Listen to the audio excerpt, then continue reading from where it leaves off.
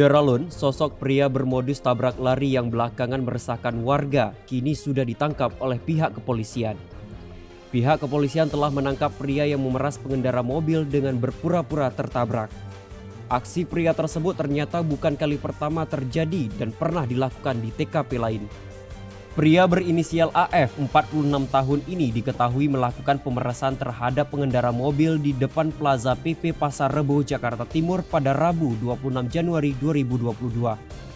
Ia kemudian ditangkap di kawasan Pancoran Emas, Depok, Jawa Barat pada Minggu 30 Januari 2022.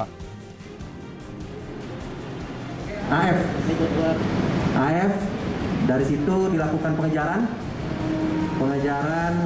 ditangkap oleh gabungan tim Polsek Pasar Rebo dipimpin Pak Kapolsek dan Kanit di Polres Metro Jakarta Timur berhasil menangkap tersangka AF di daerah Depok.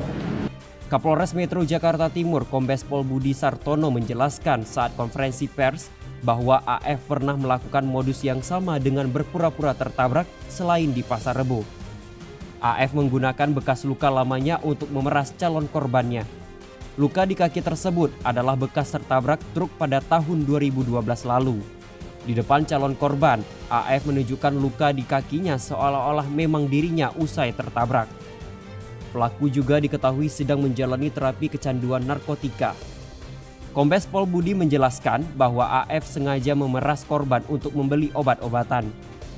Saat ini AF masih menjalani terapi di Rumah Sakit Ketergantungan Obat Cibubur.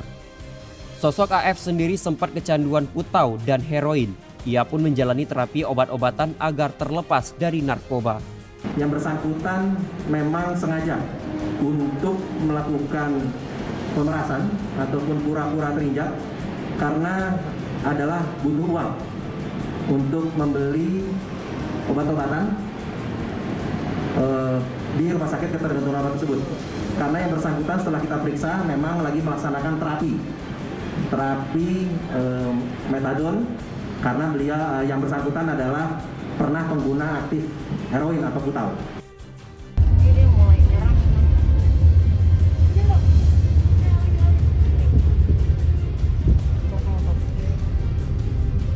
Bisa lari.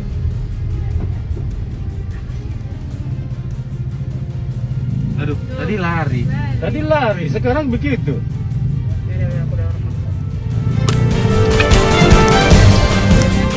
Nggak, bohong itu, bohong.